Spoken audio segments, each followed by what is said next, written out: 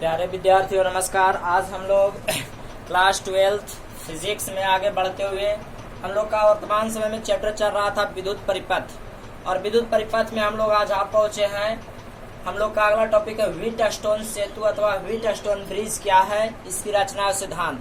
तो व्हीटस्टोन सेतु, Wheatstone bridge क्या है, इसको पहले समझते हैं। तो इंग्लैंड के वैज्ञानिक CF व्हीटस्टोन ने, ध्यान समझिएगा, इंग्लैंड के एक वैज्ञानिक CF व्हीटस्टोन ने अज्ञात प्रतिरोध का मान ज्ञात करने के लिए, किस प्रतिरोध का मान ज्ञात करने के लिए, अज्ञात प्रतिरोध का मान ज्ञात करने के लिए चार प्रतिरोध एक बैटरी और एक धारा मापी, चार प्रतिरोध एक बैटरी और एक धारा मापी, इसकी मदद से एक युक्ति बनाया जिसे व्हीटस्टोन सेतु कहा जाता है। तो व्हीटस्टोन सेतु किसने बनाया था? CF व्हीटस्टोन ने। किसके लिए? अज्ञात प्रतिरोध का मान ज्ञात करने के लिए। ठीक है। अब एक बार आपसे पहले ऑब्जेक्टिव ध्यान रखिएगा, आपसे पूछा जा सकता है किसी परिपथ से अज्ञात प्रतिरोध का मान ज्ञात करने के लिए किस यंत्र का प्रयोग किया जाता है? तो व्हीटस्टोन ब्रिज का प्रयोग किया जाता है। अब बनाने की विधि, इसको रचना कैसे बनाया जाता है समझिएगा। पहले चार प्रतिरोध PQRS को मिलाकर एक चतुर्भुज ABCD बनाते हैं। ध्यान दीजिए, चार प्रतिरोध PQRS है जिसको मिला करके हमने एक चतुर्भुज ABCD बनाया है। ठीक है। चार प्रतिरोध PQRS को मिलाकर एक चतुर्भुज ABCD बनाते हैं। अब है A तथा C, देखिए A एवं C बिंदुओं के मध्य, ध्यान से देखिए, A तथा C बिंदु के मध्य E विद्युत वाहक बल का एक बैटरी लगाते हैं। A और C के मध्य E विद्युत वाहक बल का एक बैटरी लगाया जाता है। ध्यान पूर्वक देख लीजिए, जिससे इस परिपथ में क्या होगा? धारा का प्रवाह होगा। ठीक है। B एवं D बिंदु के मध्य, देखिए B एवं D के मध्य, B तथा D के मध्य क्या लगाया जाता है? गैल्वेनोमीटर, मतलब धारा मापी। B तथा D बिंदु के मध्य क्या लगाया जाता है? धारा मापी गैल्वेनोमीटर लगा होता है। अब ध्यान से सुनिएगा। अब आप देखिए P एवं Q और R एवं S, तो P एवं Q आपस में श्रेणी क्रम में, R एवं S भी आपस में श्रेणी क्रम में, परंतु यह युग्म और यह युग्म एक दूसरे से किस क्रम में जुड़े होते हैं? तो समानांतर क्रम में जुड़े होते हैं। P एवं Q तथा R एवं S आपस में श्रेणी क्रम में होते हैं। आपस में P और Q तथा R S श्रेणी क्रम में है। तथा ये युग्म दोनों, ये युग्म मतलब यह युग्म और यह युग्म एक दूसरे से किस क्रम में जुड़े होते हैं? तो समानांतर क्रम में जुड़े होते हैं। तो अब हम लोग देखेंगे कि व्हीटस्टोन सेतु का सिद्धांत क्या है। तो मैं आपको सिद्धांत भी अब समझाने वाला हूं। आप इसको ध्यान पूर्वक एक बार इसकी बनावट को, रचना को देख लिए होंगे, आप इसको नोट कर सकते हैं। तो अब हम लोग सिद्धांत पर चलते हैं। आपको याद होना चाहिए कि व्हीटस्टोन सेतु का निर्माण क्यों किया गया। तो किसी भी परिपथ से अज्ञात प्रतिरोध का मान निकालने के लिए। इसमें कितने प्रतिरोध होते हैं? चार होते हैं, एक बैटरी होता है और एक धारा मापी, मतलब गैल्वेनोमीटर के मदद से बनता है। ये बात का ध्यान रखना चाहिए। तो अब हम लोग आगे चलते हैं और इसका सिद्धांत को समझते हैं। हम लोग व्हीटस्टोन ब्रिज के सिद्धांत पर आ पहुंचे हैं। हमने व्हीटस्टोन ब्रिज के सिद्धांत को लिखा है, आप एक बार पहले देख लें। यहाँ पर से आप परिभाषा लिख लेंगे, परंतु इसको आपको थोड़ा भी रटने की आवश्यकता नहीं। आप 2 मिनट हमारी बातों पर ध्यान दें, आपको यह पूरा सिद्धांत आपको खुद ब खुद समझ में आ जाएगा। तो कृपया कर हमारी बातों के साथ आप ध्यान पूर्वक समझें। सुनिए, आप यहाँ चित्र पर ध्यान दें हमारी बात। जब सेल से निकलने वाली विद्युत धारा आई, सेल से निकलने वाली विद्युत धारा आई ए बिंदु पर पहुंचेगा। ध्यान दीजिए, मैं परिभाषा ही बोल रहा हूँ। सेल से निकलने वाली विद्युत धारा आई ए बिंदु पर पहुंचेगा, तो इसको दो रास्ता मिलेगा, तो दोनों में बटेगा। ठीक है। तो बटने के बाद यह क्या बन जाएगा?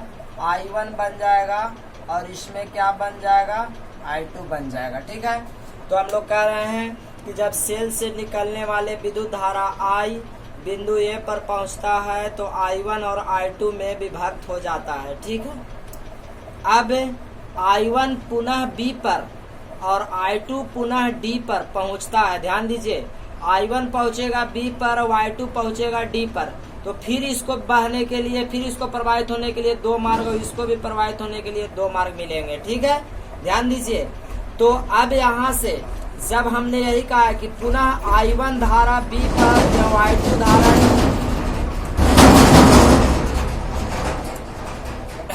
आप करिए, अब समझिए, पुनः जब I1 धारा B पर एवं I2 धारा D पर पहुंचता है, सुनिएगा, D पर पहुंचता है तो पुनः दो मार्ग प्राप्त होते हैं, दो मार्ग प्राप्त होते हैं जिनसे धारा प्रवाह के निम्नलिखित तीन स्थितियां बनता है। सुनिएगा ध्यान से, जब सेल से निकलने वाला विद्युत धारा I पर पहुंचता है, सेल से निकलने वाला विद्युत धारा I बिंदु A पर पहुंचता है तो इसे दो मार्ग प्राप्त होता है जिससे यह I1 एवं I2 में विभक्त हो जाता है। ठीक है, I1 I2 में क्या होता है, विभक्त हो जाता है।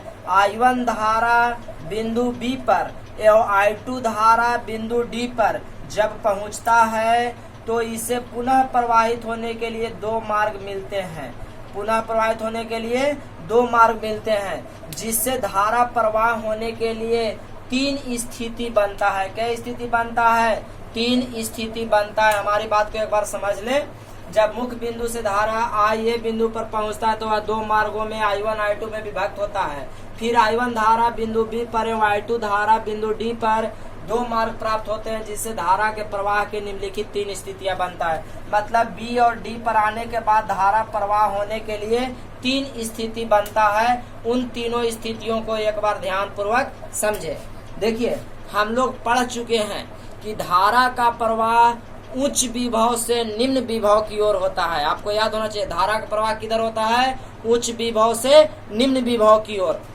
तो आपको तीन स्थिति याद रखना है। क्या, पहला देखिए, पहला, जब बिंदु B का विभव बिंदु D से अधिक हो। ध्यान दीजिए, जब बिंदु B का विभव बिंदु D से अधिक हो। दूसरा, जब बिंदु D का विभव बिंदु B से अधिक हो। देखिए, इसका उल्टा है या इसका उल्टा। और तीसरा कंडीशन हम लोग के बनेगा जब बिंदु B बराबर बिंदु D हो, यानी B बिंदु का विभव D बिंदु के विभव के बराबर हो, तो वह तीसरा स्थिति है। मैं इसके बाद लिखूंगा, जगह नहीं था इस वजह से। ठीक है, तो ध्यान से पूर्वक अब समझना है।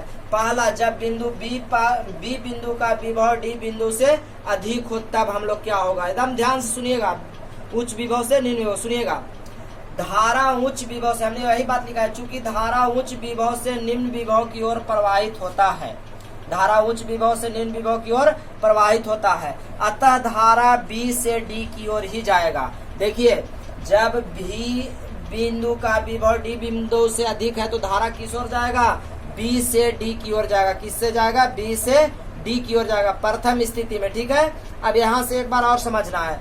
और यदि धारा D विभव का बिंदु B से अधिक हो तो D से किस ओर जाएगा, B की ओर जाएगा। तो जाने से विभव जो अधिक है उसके विपरीत ओर धारा जाता है। अगर B अधिक है तो D की ओर जाएगा और D अधिक है तो B की ओर जाएगा। ये बात का ध्यान रखेंगे। अब सुनिएगा, जाएगा I1 धारा, सुनिएगा, अतः यहाँ पे लिखना है, अतः सुनिए, यहाँ से जो I1 धारा आ रहा है या B से D देने बटेगा, इधर भी आएगा, नीचे भी, इसमें भी आएगा और इसमें भी आएगा। तो देखिए, तो क्या हो रहा है ऐसे, अतः I1 धारा का एक भाग धारा मापी में, ठीक है, जबकि दूसरा भाग Q प्रतिरोध में जाता है। आप खुद सोचिए, यहाँ से I1 आएगा तो इसमें भी आएगा और इसमें भी आएगा, आएगा या नहीं आएगा? जरूर आएगा। I1 धारा का एक भाग धारा मापी में और दूसरा भाग Q प्रतिरोध में जाता है। ठीक है, अब यहाँ से क्या कहना है, किंतु D का विभव कम है। देखिए, इस स्थिति में D का विभव क्या है, कम है। आप ध्यान सुनिए, D का विभव कम है, कम है, कम है, अधिक नहीं है।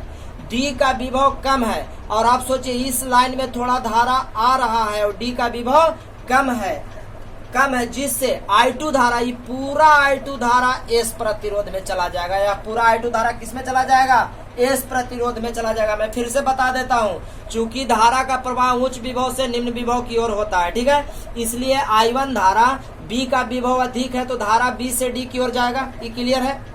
अब हम लोग कह रहे हैं कि अतः I1 धारा, जो I1 धारा B पर आ रहा है, इसका कुछ भाग गैल्वेनोमीटर में और कुछ भाग प्रतिरोध Q में जाता है। चूंकि किंतु D का विभव कम है, अतः D का विभव कम है तो ये कम है तो ये तो इधर जा नहीं पाएगा क्योंकि इधर तो धारा आ रहा है। D का विभव कम है अतः D का संपूर्ण धारा, मतलब D में आने वाला I2 धारा, D में आने वाला कौन धारा, I2 धारा पूरी तरह से किस में चला जाता है, एस प्रतिरोध में चला जाता है। इसी को हमने लिखा है, ठीक है। अब इसी बात को इनमें दोहरा देना है, इसी बात को इनमें दोहरा देना है। क्या, जब D का विभव B से अधिक हो तो उसी तरह से कहेंगे इस स्थिति में धारा D से B बिंदु की ओर जाएगा। अब उसको उलट के बोलना, इस स्थिति में धारा कहाँ जाएगा, D से B की ओर जाएगा। अब इस स्थिति में धारा कहाँ जाएगा, D से B की ओर। यानी विभव अधिक हो गया, इधर विभव कम, तो अधिक से कम की ओर जाएगा, तो इधर से इधर जाएगा। तो सोचिए कुछ धारा इसमें भी और कुछ धारा इसमें भी जाएगा, ठीक है।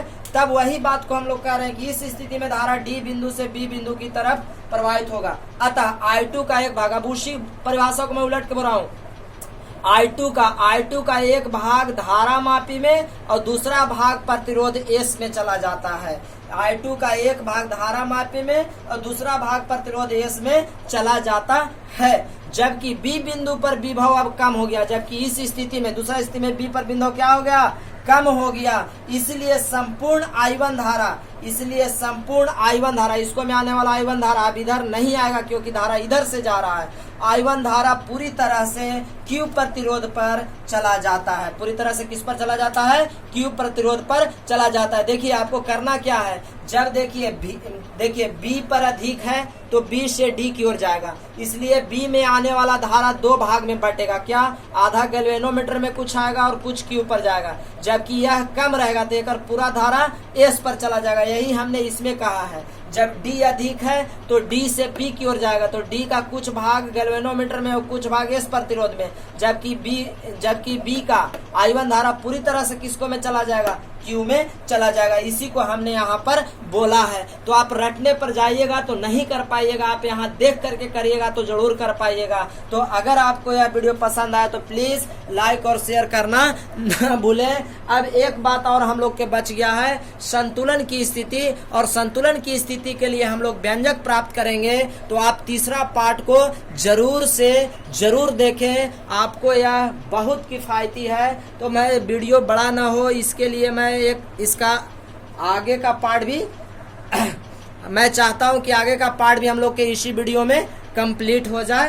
तो आप लोग थोड़ा सा ध्यान पूर्वक सीखें तो आपको यह पार्ट भी कंप्लीट करा दिया जाएगा। तो मैं वीडियो को बड़ा नहीं करते हुए इसका नेक्स्ट पार्ट या इसका जो तीसरा संतुलन स्थिति है, निम्नलिखित 3 स्थितियां बनता है, तो आपको वीडियो थोड़ा बड़ा हो जाएगा, लेकिन फिर भी मैं चाहता हूँ तीसरा संतुलन इसी में आपको सिखा दिया जाए। तो तीसरा पार्ट को भी आप जरूर देखिए, वीडियो को पूरी देखिए। हम लोग व्हीटस्टोन सेतु के सिद्धांत का तीसरा नियम, तीसरा विधि, तीसरा टॉपिक है VB बराबर VD।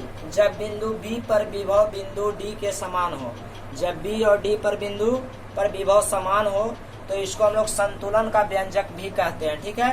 तो अभी हम लोग पढ़ लिए थे कम बेसी होने पर, अब बराबर में। जब बिंदु B और D पर विभव समान हो तो धारा मापी, देखिए जब इसको और इसको में विभव समान है तो धारा कानून नहीं जाएगा, क्योंकि विभव जो धारा का प्रवाह था उच्च विभव से निम्न विभव के, और अभी हम लोग उसमें पढ़ के आ रहे थे इसके पीछे के टॉपिक में। तो दोनों बराबर तो धारा का प्रवाह किसी और नहीं होगा।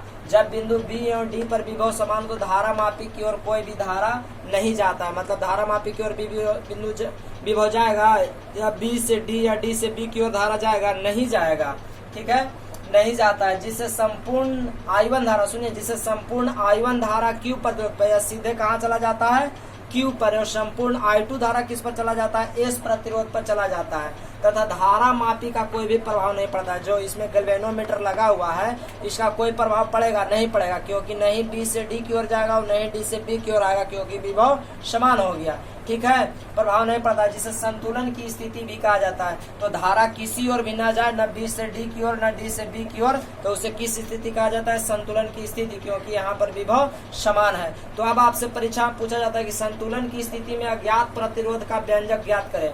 तो संतुलन की स्थिति में अज्ञात प्रतिरोध का व्यंजक निकालना बहुत आसान है, थोड़ा सा ध्यान से देखिएगा। हम लोग चले यथार्थ VB बराबर VD। देखिए हम लोग क्या निकाले, यथार्थ VB बराबर VD।